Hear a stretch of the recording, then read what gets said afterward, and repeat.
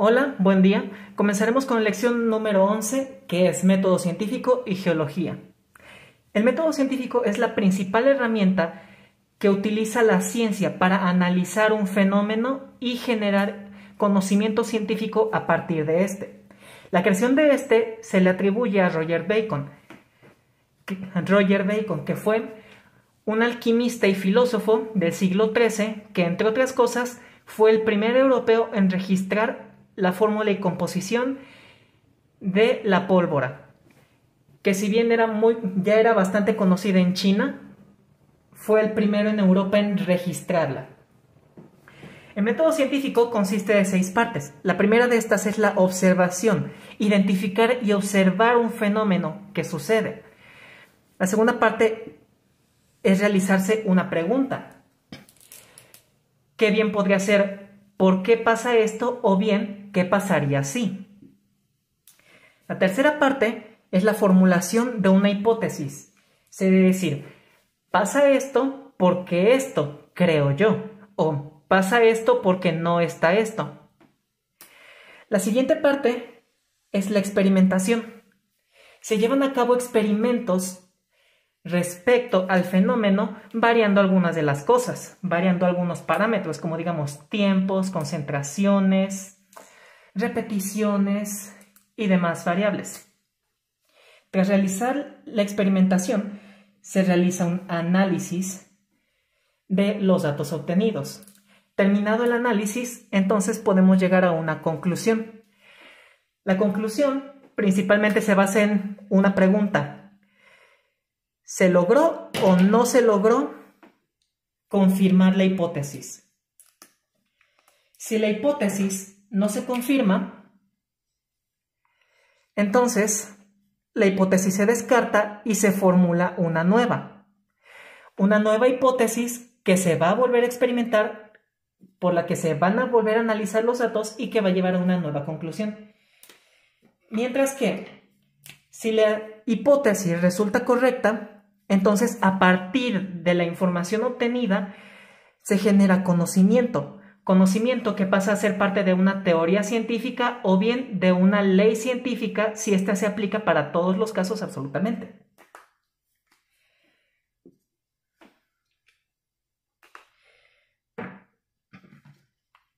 En términos generales, el método científico debe de cumplir con varias características.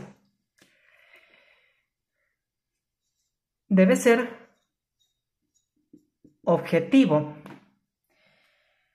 puesto que debe estar por encima de cualquier opinión personal. Debe ser fáctico, porque debe basarse en evidencia demostrable y reproducible. Debe ser racional, puesto que además de basarse en evidencia, también tiene que poder ser explicado con el uso de la razón, a base de puro razonamiento. Debe ser trascendente,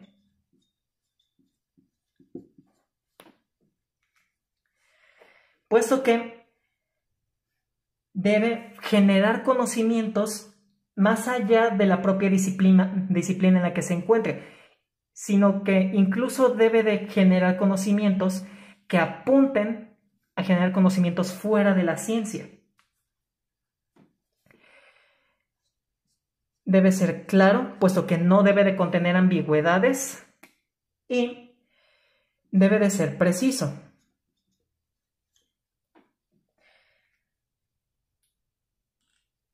Con resultados reproducibles y repetibles.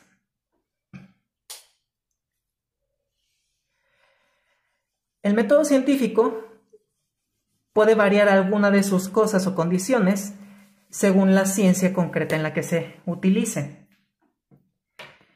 Así que se pueden entender otras de sus características como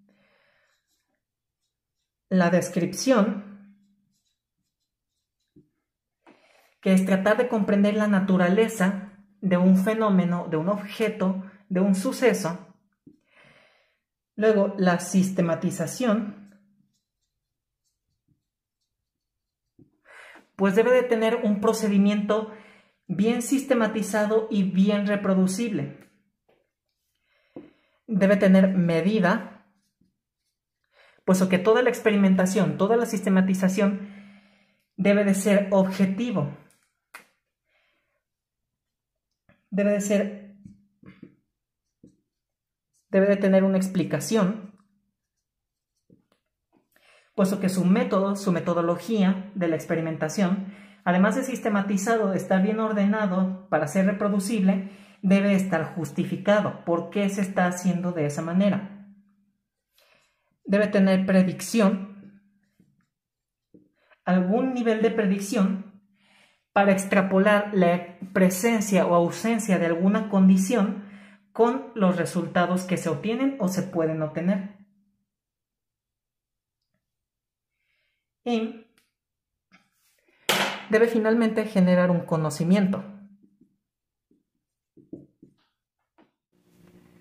Podríamos decir de forma un tanto más informal que el método científico, como lo conocemos al día de hoy, se deriva de dos corrientes filosóficas que en su momento fueron muy opuestas: el racionalismo de René Descartes y el empirismo de John Locke.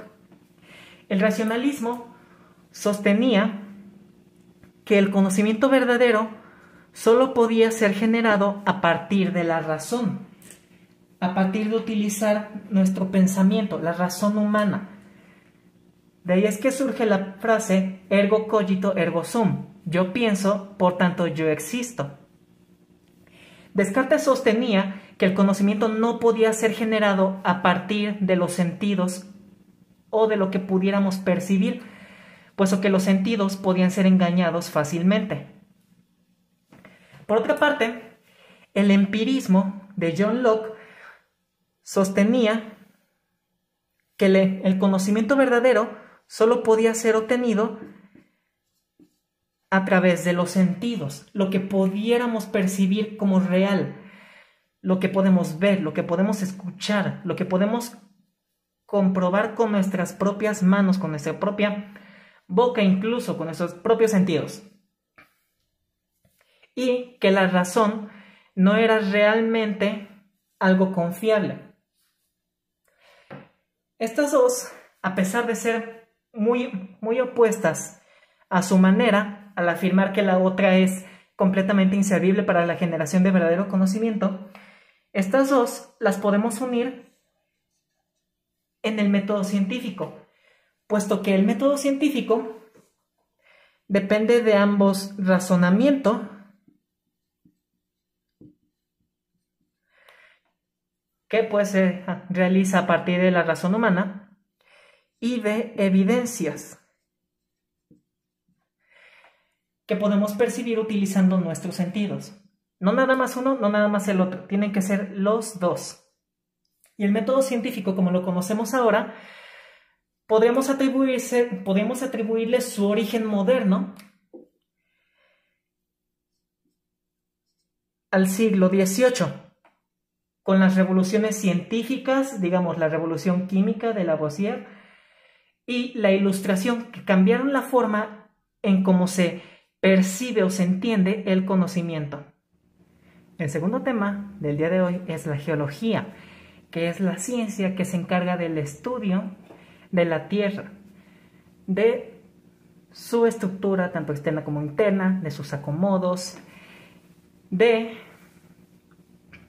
su historia, podríamos decirlo, y de sus cambios. Para realizar el estudio de la Tierra, los geólogos se basan principalmente de 4 herramientas. La estratigrafía, que implica estudiar la distribución y composición de las rocas sedimentarias y sus estratos. Los registros fósiles, que se pueden referir ya sea a restos fosilizados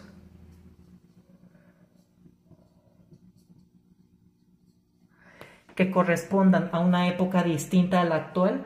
Por restos bien podrían ser, digamos, hojas, huesos, conchas, etcétera, que hayan sido atrapados en rocas, que hayan sido fosilizados o que de alguna manera hayan permanecido y sobrevivido al paso del tiempo. En el segundo caso, puede ser a manera de impresiones, que serían las marcas que pudo haber dejado un animal, un insecto o incluso una planta sobre el medio que lo rodea. Bien podría ser sobre el lodo que eventualmente solidificó y se convirtió en piedra, impresiones que hayan quedado de nuevo sobre rocas, etc. La tercera herramienta es la datación radioactiva, que implica en detectar las cantidades de un isótopo radioactivo que tenga una muestra en relación con las cantidades del producto del decaimiento de ese isótopo. Y por último, los núcleos de hielo, que pueden ser encontrados en glaciares o en zonas polares,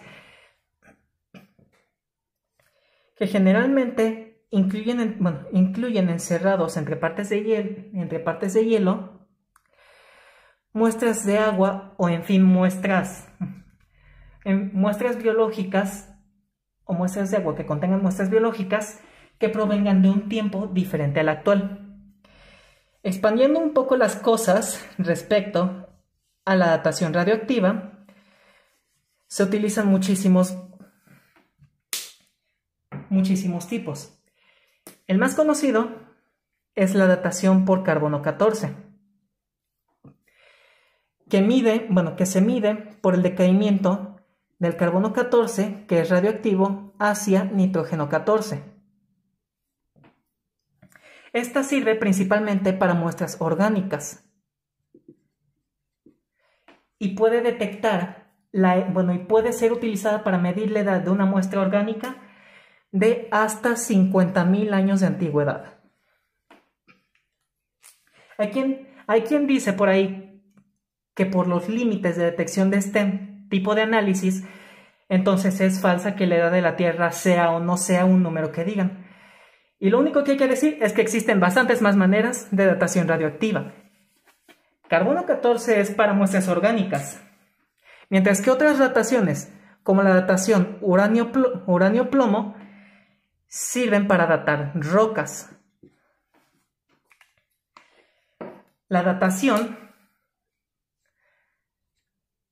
samario-neodimio es principalmente para datar meteoritos. La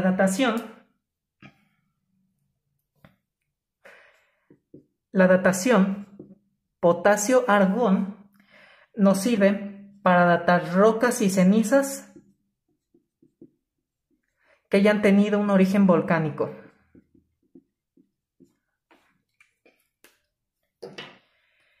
Luego, la datación rubidio-estroncio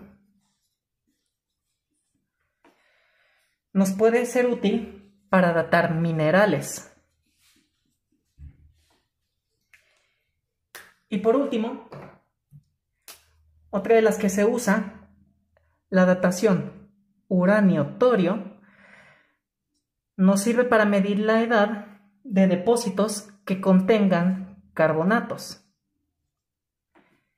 como bien puede ser roca sedimentaria en el fondo del mar o muestras de algunos fósiles de conchas u otros animales marinos principalmente. Y realmente la que se utiliza para afirmar que la Tierra tiene 4.600 millones de años de antigüedad, es esta de aquí, la datación uranio-plomo, puesto que es la que tiene un periodo de desintegración más largo. Esto es, que al uranio le toma mucho tiempo liberar radiación y convertirse todo en plomo. Pasa por bastantes pasos para llegar hasta el plomo. Así que el tiempo neto entre todos los decaimientos, entre todos los pasos que tiene que pasar para llegar desde uranio hasta plomo, es lo suficientemente largo como para datar rocas antiguas, de 1 millón a casi 4.700 millones de años de antigüedad.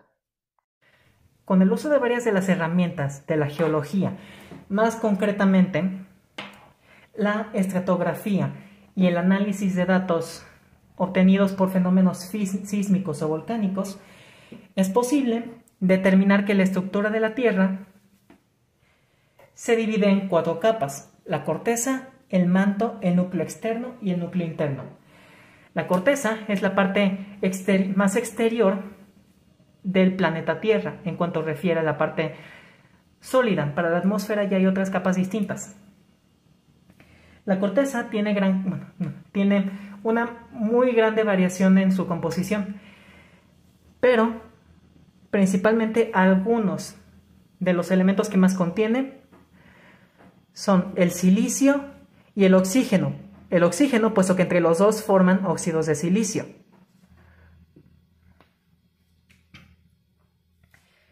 Además, la corteza tiene un grosor de entre 3 y 70 kilómetros. Este grosor varía mucho, puesto que depende del lugar de la Tierra, del lugar de la corteza donde nos encontremos.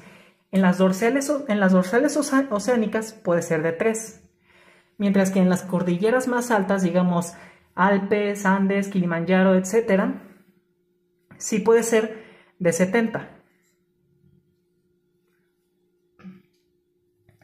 En segundo lugar tenemos el manto, que es la capa más gruesa de la Tierra, puesto que tiene un grosor de, lo vamos a poner acá, aproximadamente 2.880 kilómetros.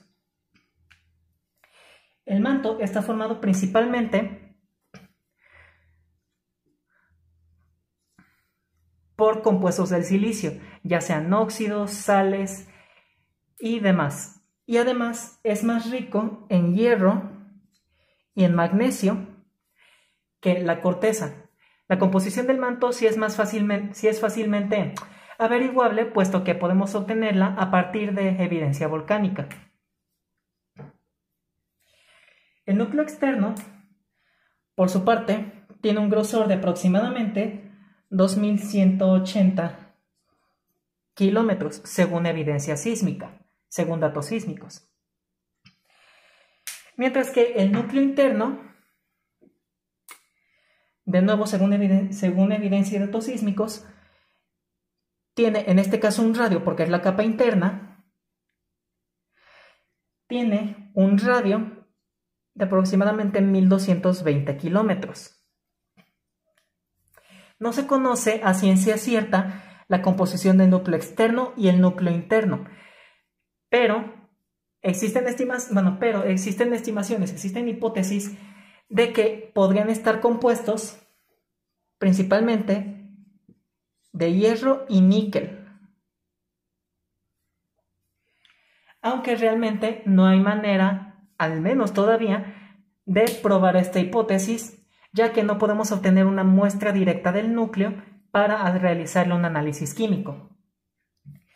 Además, el núcleo externo se considera semisólido y el núcleo interno se considera completamente sólido, principalmente por tener toda la presión encima de las otras 3 capas. Utilizando la geología y el estudio de la Tierra, podemos dividir a la edad de la Tierra en 4 eras geológicas: el precámbrico, el paleozoico, el mesozoico y el cenozoico. El precámbrico es la edad de la Tierra más antigua que se considera, y se considera que abarca desde hace 4.600 millones de años, que es lo que se estima con la datación uranio-plomo, que es la edad de las rocas más antiguas, y por tanto se atribuye esta edad a la formación de la Tierra hasta aproximadamente 500 millones de años, que es de donde se tienen los primeros fósiles que indican vida, los primeros fósiles de formas de vida. No se sabe mucho de esta era geológica. La gran mayoría de lo que se sabe es únicamente por datación. Así que, en su mayoría, en su mayoría, lo que se sabe son conjeturas. Podemos asumir, de hecho, que es en esta era, en el Precámbrico, que se formó la Luna, que se formaron los mares y posiblemente que se formó la capa de ozono. Además, se cree que fue en esta era en la que comenzó la vida en la Tierra, ya sea por panspermia, ya sea por evolución, pero se cree que en esta época fue en que comenzó la vida en la Tierra con la aparición de bacterias, que después dieron forma a otras diferentes formas de vida, como bien podrían ser protozoarios y más adelante peces. El Paleozoico es la segunda era geológica, que se diferencia del Precámbrico, porque de esta hay bastantita más información, puesto que esta se caracteriza por la gran presencia y variedad en formas de vida. Principalmente eso se atribuye a la llamada explosión de la vida del Cámbrico, que sucedió con la gran variabilidad, con la gran diversidad de formas de vida que había en los mares en el Cámbrico. Encontramos gran diversidad de fósiles que provienen de esta época. Además, esta está dividida en un total de 6 épocas, podríamos decir: el Cámbrico, el Ordovícico, el Silúrico, el Devónico, el Carbonífero y el Pérmico. Por evidencia fósil obtenida y eventualmente también datada con el uso de las técnicas de datación radioactiva que revisamos hace un momento, es que podríamos atribuir a esta era geológica el surgimiento de los anfibios, el paso de las plantas de los mares hacia tierra firme, el paso también de los insectos de los mares a tierra firme. Ya se hizo mención, pero pues vamos en orden. El cambio de peces a anfibios, el cambio de anfibios a reptiles y probablemente incluso el surgimiento de los primeros mamíferos. Además, por datos geológicos y datos fósiles, se sugiere que en el Ordovícico hubo una era de hielo generalizada que provocó una extinción masiva. Realmente, cada una de estas, el final de cada una de estas y el inicio de la siguiente se caracteriza por una extinción masiva. El Cámbrico comenzó con mencionamos hace un momento, la llamada explosión de la vida. Y termina con una extinción masiva. El Ordovícico se le atribuye que hubo una extinción masiva causada por una era de hielo. El Silúrico termina por extinción masiva. Devónico se dice que termina por extinción masiva. Carbonífero igualmente. Y el Pérmico terminó por una extinción masiva que se considera la mayor extinción masiva en la historia del planeta, puesto que existen muchísimos récords fósiles. Se estima que más del 90% de las especies de tal era geológica se extinguieron al final del Pérmico. Y las sobrevivientes fueron las que sentarían las bases para dominar el Mesozoico. La siguiente era geológica, mencionamos, es el Mesozoico, que se caracteriza principalmente por la presencia y dominio de dinosaurios.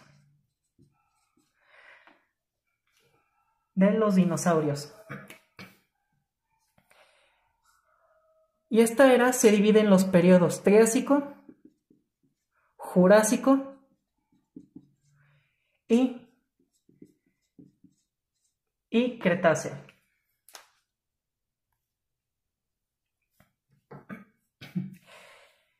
En esta era geológica es que se atribuye el mayor desarrollo de los mamíferos y el paso de los reptiles a aves según evidencia geológica y evidencia fósil. Se cree que la edad de los dinosaurios, que el Mesozoico, finalizó de nuevo con una extinción masiva, pero hay bastantes hipótesis respecto a esta. La más popular dice que fue un meteorito. Otra sugiere que pudo haber sido por actividad volcánica.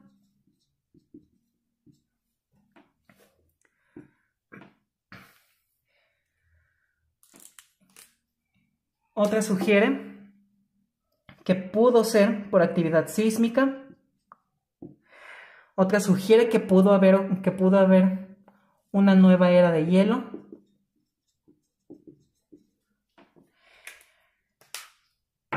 Hay muchísimas hipótesis, pero lo invariable es que eventualmente el Mesozoico terminó con otra extinción masiva.